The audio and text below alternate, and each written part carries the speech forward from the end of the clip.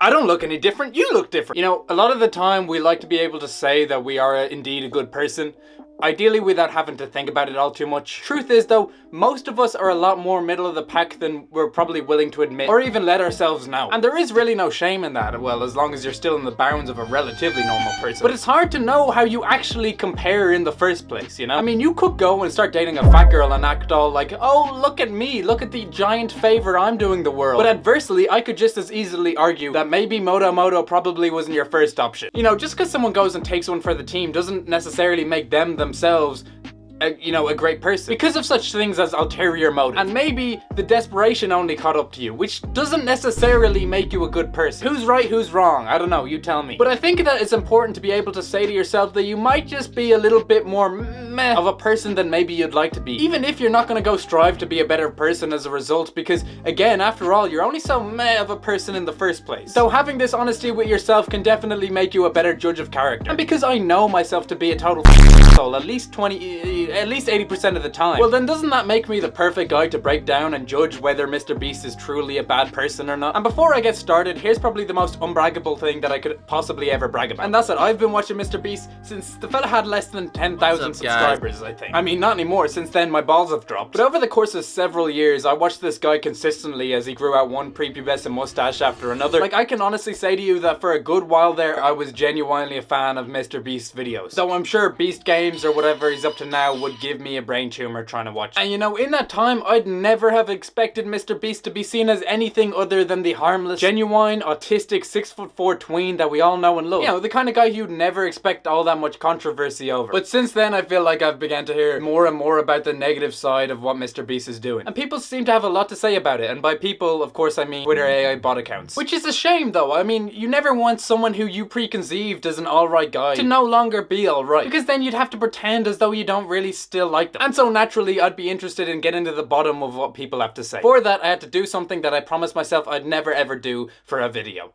Research. Well, or at least watching Critical at 2x speed in the background. But that's as much effort as I'm willing to put into life. And how I see things, having rigorously studied all the circumstances tarnishing the Beast brand. At first, it really only seemed like a couple toddlers given a Twitter account and a diaper full of diarrhea looking for something to throw their shit at. And so pretty much as soon as the money started to roll in, there were certain people eager to point out just how evil it is for someone to give to charity also on camera. You know, because that automatically makes everything disingenuous, or who even knows. But when most ordinary people don't even donate jack shit in the first place, it makes me feel like there's probably bigger battles to pick there. I mean, to give out over something like that is fundamentally very goofy. And honestly, when you think about it, having this be your biggest controversy is almost testament to how Mr. Beast's videos were actually a good thing. See, because naturally these Twitter toddlers are gonna throw their shit, but when this is all their shit hits, clearly there's not much for them to target, right? I mean, at a certain stage it almost seems like you're immune to controversy, but we all know how that went for him. You know, I feel like it's probably around the time when Jimmy's best friend turned super hella gay that people were first like, whoa,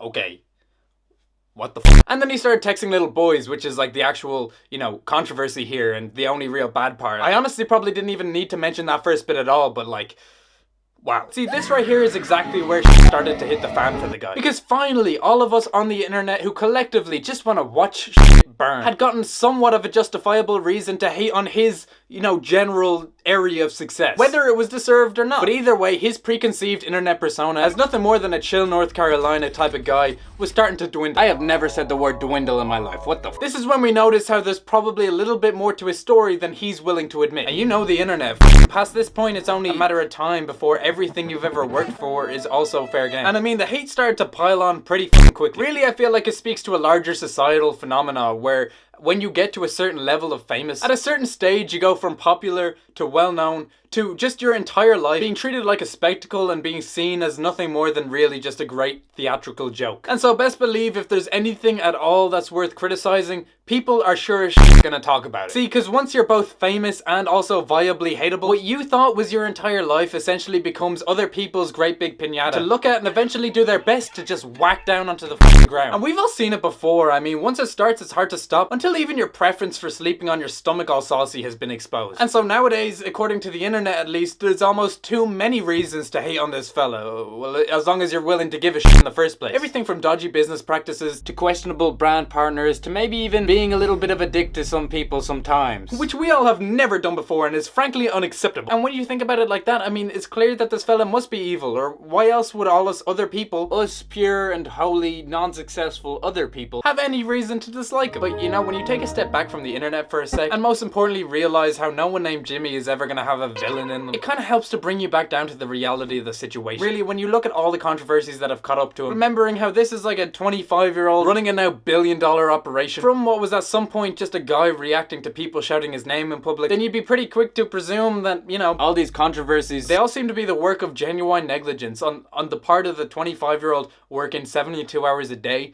as opposed to much more. I mean, the current controversy he seems to have fallen into was retweeting the N-word, which, I mean, like, as a society, have we not moved past this point? Are we still playing this game? It's exactly like this that would make me want to make a video like this. For someone who's clearly not inherently evil, it seems like we're pretty quick to nitpick and judge whatever this guy gets up to. But why? I mean, even when you actually look into his stupid bullshit, no one can really use any of this as proof that Jimmy is actually a bad guy. You know, so why do we all want to? Well, one thing you could definitely still argue and is certainly still open to interpretation is Jimmy's general unlikability. See, that's a whole nother story altogether. And see, it's a hard one too, because after all, no matter what, I'm sure that you've never cured 100 million walrus babies of their blindness and even given them a Feastable afterwards. And let's be real, I mean, if you were to wake up tomorrow morning with Mr. Beast kind of money, it'd probably take you at least a year of eating gold leaf Wagyu steak off of exotic dwarfs on top of the Burj Khalifa before shitting it all out onto a Miami Instagram whore all day, all week, before you'd even think about your mother at all. So forget about something generous. But probably the most valid criticism I've ever heard aired out against Mr. Beast was by Jacksepticeye, who just felt like, besides all the beneficial good shit that he's doing, maybe his content is just somewhat annoying as shit. Which, I mean, it's true. It does seem like at some point Jimmy realized that he's operating a money printing machine, and ever since then his strategy has changed from making genuinely good videos, doing things crazy enough to maybe even make the money back, which is exactly what made his earlier videos blow up the way they did, into how much faster can we make this puppy go? 10 more channels, hundreds of videos, shitty chocolate bars, lazier graphic designs, thousands of people doing my job for me because I need another half court with an Olympian-sized gym attached to it with my stupid fucking mustache plastered on the wall. Woo, let's go! And I mean, for all intensive purposes, it's worked. Through all the hard work and dedication, Mr. Beast has become by far the biggest channel that's ever been on YouTube. And I mean, it's not even close. It's gotten to the point where it's literally changed the method through which people go about making any kind of video on YouTube nowadays, turning every single video uploaded to this god-forbidden platform into the perfect acid trip on speed that the algorithm loves and gets to shove right in your fucking face. So it seems in doing all this, Jimmy has found himself a new audience on the internet, with the people who really control the money around here. You know what I'm talking about. I mean, people talk about dead internet theory without even realizing that that's been true for the last 10 years. This whole new video model that this guy created is proof of that exactly. I mean, forget about AI, I'm talking about Gen Alpha, baby. Seriously, who thought it was a good idea to give millennials toddlers? So sure, as a fan of the earlier content, I mean, it's hard not to miss the old stuff and not hate the new. Before it was all edited like this and this one had a skirt on. And I mean, bar the great things he's done for humanity as a whole, the effect he's had on YouTube is meh. It's not great as a whole. I mean, as people who use the internet far too often, we all know that there's nothing worse than this shitty video format. So yeah, the new Mr. Beast is pretty much in every way unwatchable, and so damn popular that it's pretty much unavoidable, which is exactly what we all hate about it, which is only natural. Then again, YouTube has always been the kind of place that rewards a certain set of secret rules being followed, which we've all known for a while now. And I'm sure that finally getting that TV style production that it always pretended it had is exactly why they love to put this fella on blast. And still, no matter what you think about him, he's probably the first person to learn how to monetize charity in this way, especially as well as he has. Like, I'm not talking about shitty little orphan macaroni bracelets to help fund their shitty little group home or whatever, but like a genuine business that gives people money and in doing so makes a boatload more. I mean, nobody has done that shit before. Call it gay if you want, but it's kind of incredible to see how much change and positive impact one guy can have on humanity and the trees. And as you can see, not a skirt, so save that shit. One level ahead of Ava Chris Tyson at the very least. I mean, the same guy I've only ever known to have the asthmatic grandma and somewhat racially charged Asian guy stickers hanging up in his room, changing countless people's real lives. I mean, what you think of the fella is up to you, but you can't deny that much. And it's not like you have to pay all that much attention to the guy just because YouTube desperately wants you to watch it. I mean, YouTube's never been shy about the fact that it's totally willing to put monetary gain over any one asshole's creative process. But so what? I mean, what can you do? If you have a problem with it, have a good time on Rumble, I guess. Sure, maybe nowadays you have to scroll a little bit further to get to the genuinely good YouTube videos that are out there. But they are still out there, because YouTube wouldn't be YouTube without them. I'm not talking about me, by the way. Forget about some shitty Mr. Beast Island challenge or whatever. Here's a real video of a guy stranding himself on an actual desert island for an entire year on the exact same free goddamn website. A random guy. And the video is 100 times better. I think it's just time for us Gen Z old heads to admit that maybe things have changed a little bit since when we were growing up. YouTube has been mainstream for a minute now. I mean, it's not still the same stupid internet fad that you'd have to be stupid to even try to make money off of anymore. It's literally killed cable television, Facebook. I mean, its only competitor really is the hub. So I wouldn't knock someone necessarily for just trying to take advantage of the fact. But as long as it's always free and there's always a valid ad blocker out there, what can we really complain about? Those are really the only things that in the first place until now will keep it always and forever. Same old YouTube we all know and love. I really have no great big opinion on the guy anymore, and that's all I'm really willing to take away from any of this. And I mean, I couldn't, even if I had some personal vendetta against the guy. I couldn't possibly call this guy a bad guy when at the end of the day, the only time I've ever given a charity is when I give a couple quid to a junkie to make them go away faster.